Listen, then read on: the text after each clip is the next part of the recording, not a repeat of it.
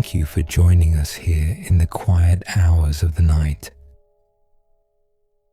If you're listening now, you're likely searching for a little stillness, a pause button for the rushing world outside. You're in a safe place. This is where we trade the noise of the day for the peaceful sound of a deeper mystery.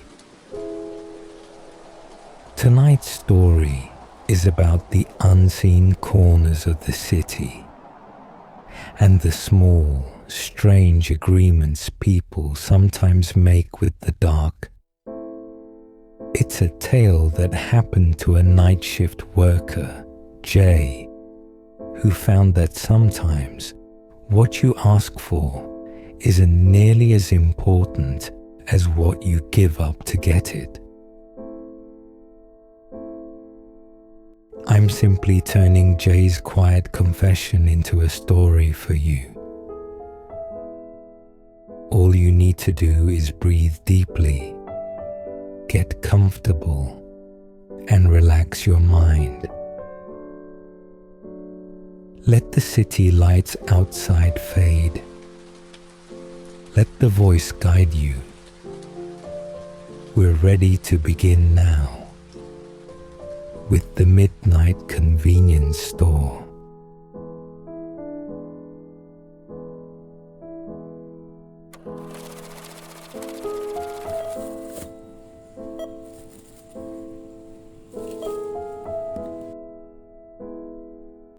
It's 2:30 in the morning.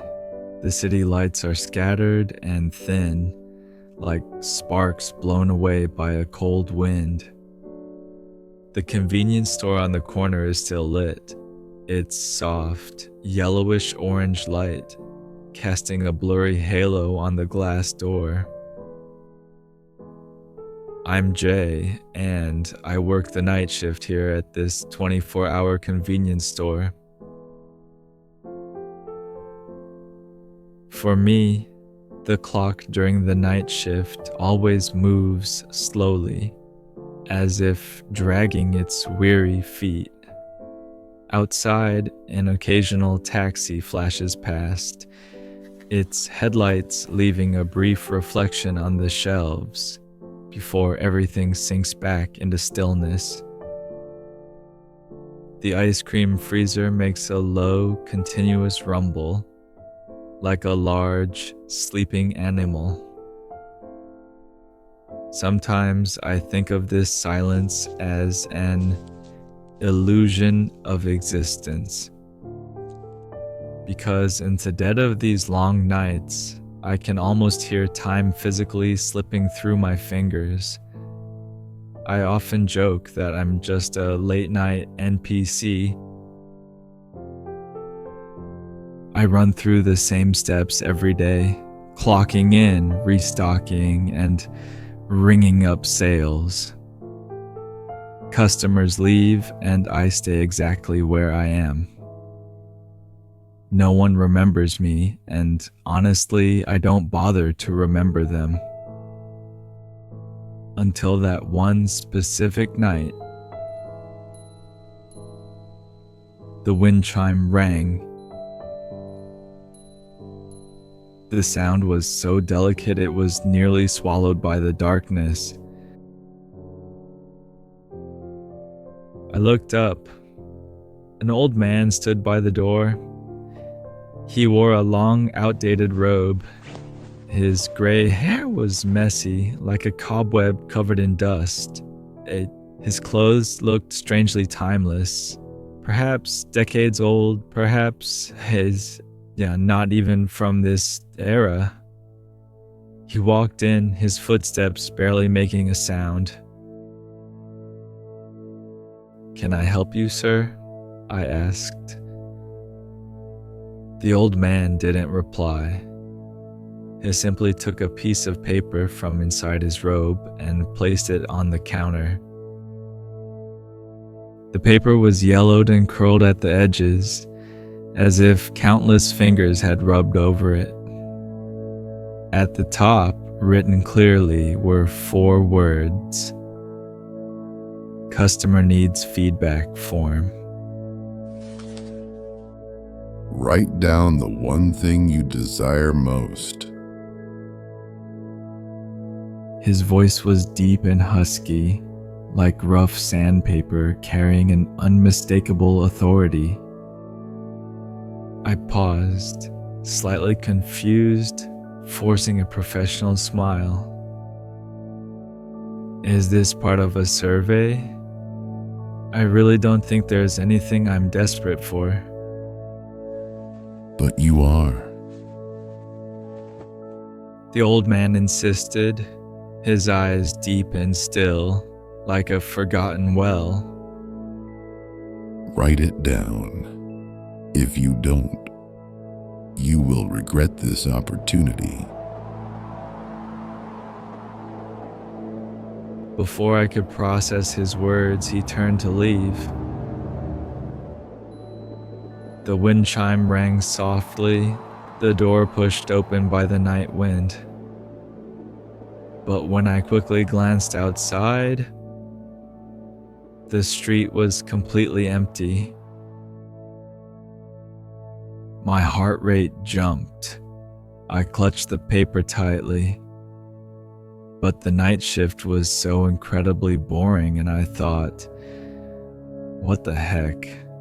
I picked up the pen and, half jokingly, wrote down my frivolous fantasy: limited edition sneakers. I folded the paper and casually shoved it into the drawer, dismissing the whole thing as a strange late-night event. The next morning, as I restocked the shelves, I stopped dead. In an unassuming corner, a shoebox was sitting there.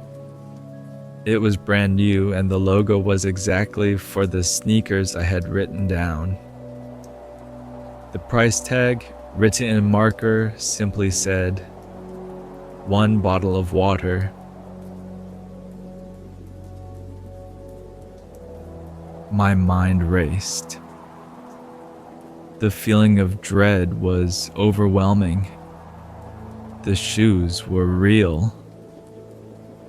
I bought them, paying the price of a cheap bottle of water. Walking back to my dorm, the initial excitement was a tidal wave, washing away all doubt.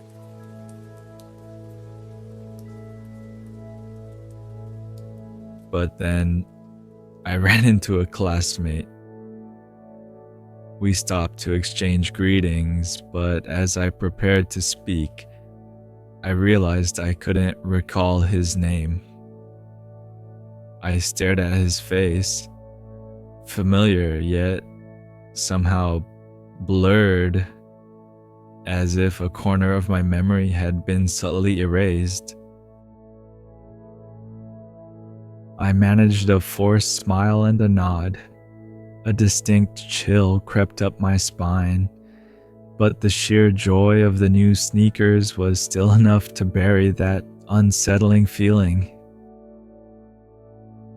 That night, I looked long and hard at myself in the mirror. I desperately told myself it was just a coincidence, just exhaustion. Yet a terrifying idea had begun to take hold deep in my mind. Over the next few days, the strange events began to seep into my life like a slow, toxic fog. I tried desperately to create rational explanations for everything, blaming the abnormalities on night shift fatigue, but the strangeness only intensified. First, my computer wallpaper changed. The one I clearly remembered setting, a beautiful coastline from a trip, had been replaced by a gaudy, bright cartoon illustration. I asked my roommates, who changed my background? They looked at me with genuine confusion. Change what? You've been using that cartoon picture for almost 2 years now, haven't you? I couldn't speak. Their confidence was so absolute. It felt as though my original memory was the delusion. I felt a profound sense of wrongness, as if my personal past was being overwritten by a cruder, stranger, new past. Even more chilling was the change in sound. I always listened to a quiet, late-night radio host during my shift. But since the shoe incident, that specific channel was gone, replaced by a continuous, low-frequency electrical static. My colleagues denied the existence of the program. No, it existed, I wanted to scream, but the phone remained silent. This felt more profound than simple memory loss. I felt like I was holding a familiar jigsaw piece, only for everyone around me to insist the color and shape of the entire puzzle had always been different.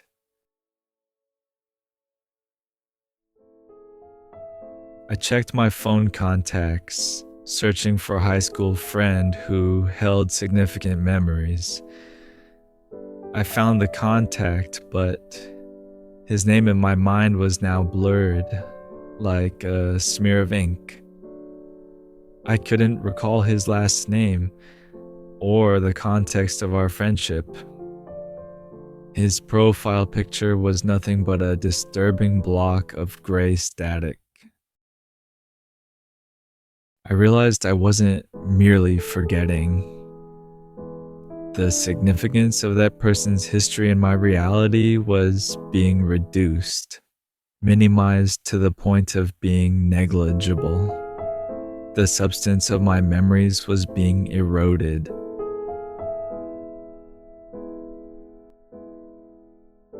That night, I stared at the folded paper in the drawer. It lay there, tempting me. This is not a coincidence, I whispered to myself. The sneakers cost me my memories. I struggled against the thought, but the voice of desire returned stronger than before. What do you truly need right now? The insidious voice asked in my mind. That concert ticket, it's your escape. What you lost was only redundant information, old contacts that even your own friends don't recall.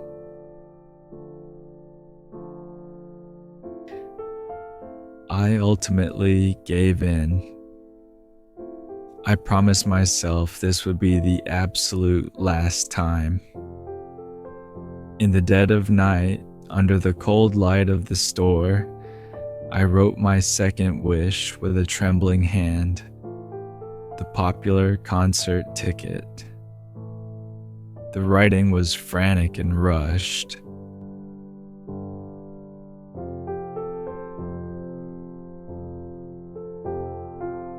The concert ticket arrived the next day, right on schedule. That rush of being chosen once more drowned out all my fear. I thought I had beaten the system, believing the memory losses were minor, manageable sacrifices. However, this time, the price was paid immediately and brutally. Excitedly, I grabbed the ticket to go share the news with my best friend. But when I reached our usual street, I suddenly stopped. Wait, where did the shop go?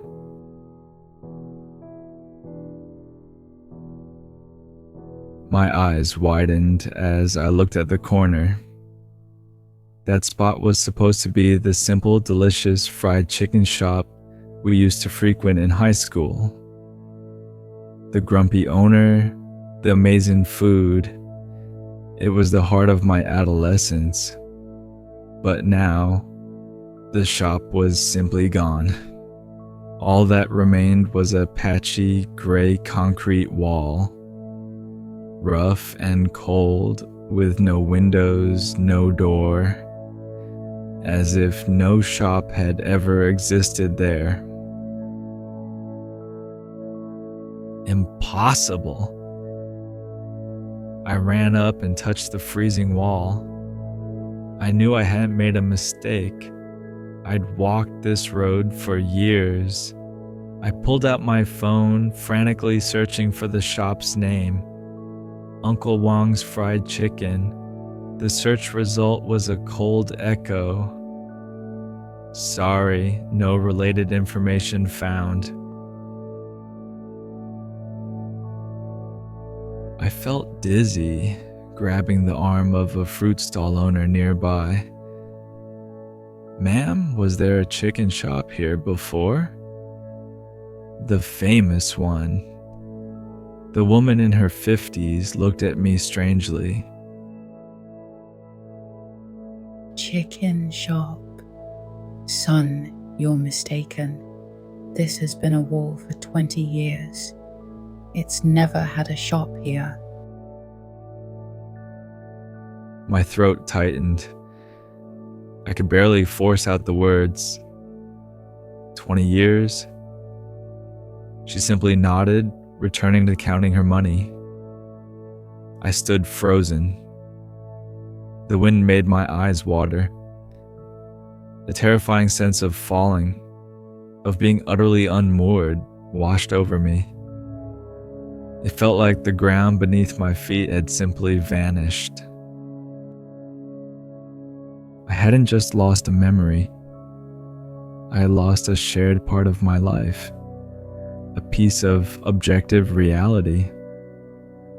Those vivid memories, along with the very physical space they occupied, had been completely wiped from the world.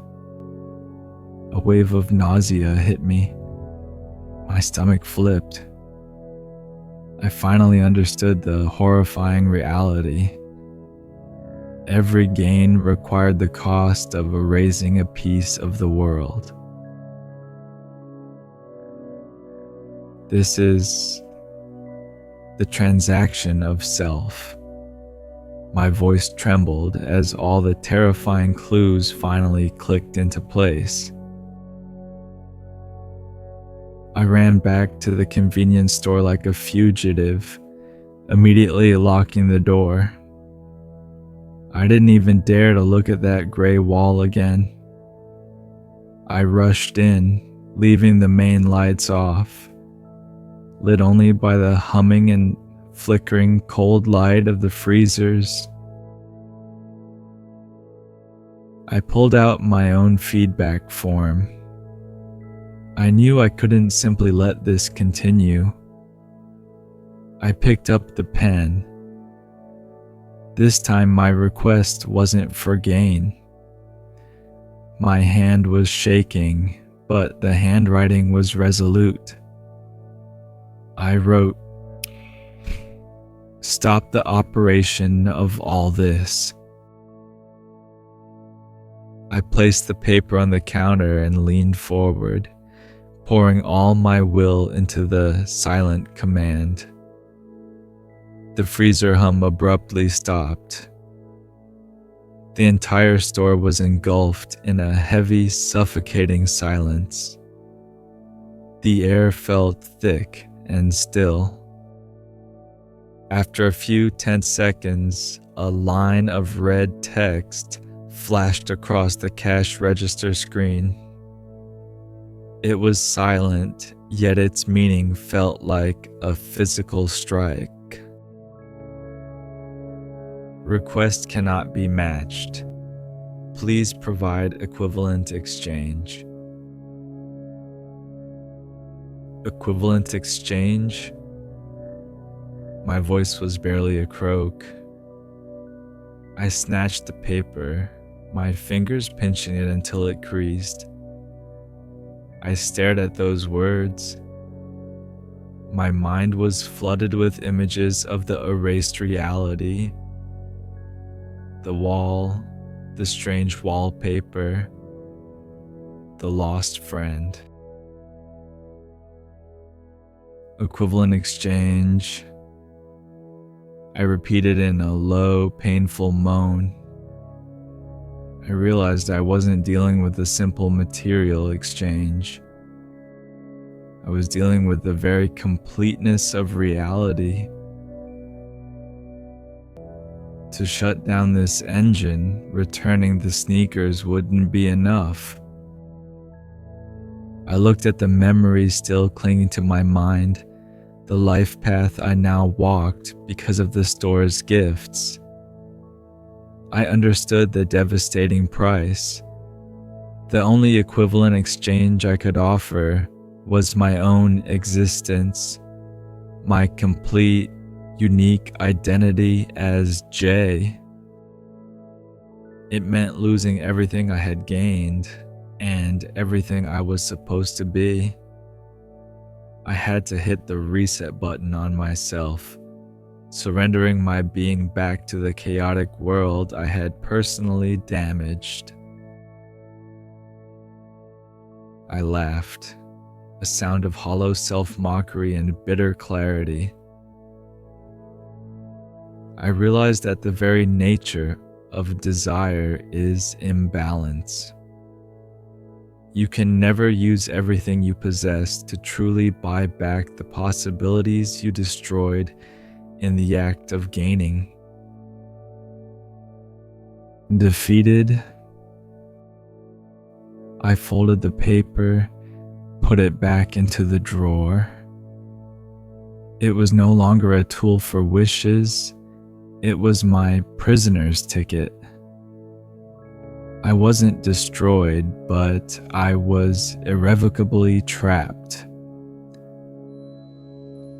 Just then, the wind chime on the door rang again. A girl in a high school uniform walked in. Her face was blank, her eyes vacant, and she held the identical feedback form. I watched her silently. My role had shifted from victim to witness. She walked to the counter and wrote her wish. SAT practice tests. The lights flickered, the space warped. I reached out, but my hand passed straight through her. She took the items, a ghostly look on her face, and walked out. I leaned against the counter, closing my eyes, completely exhausted. I knew I was now part of the store's perpetual mechanism. I let out a soft sigh, whispering to myself, I'm still here. The midnight convenience store is still open for business. The freezer is still humming, the chime is still swinging. It's waiting for me, and it's waiting for its next customer. And all I can do is watch it. Watch it gently, patiently, rewrite this world and everything in it, bit by painful bit.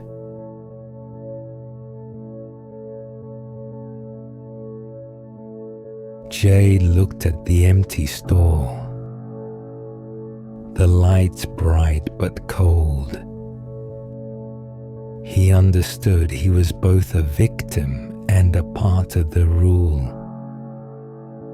The blank feedback form in his hand was the echo of desire and the everlasting cost. In the midnight city, This transaction of self has become an eternal loop. And you too have now reached the end of this story.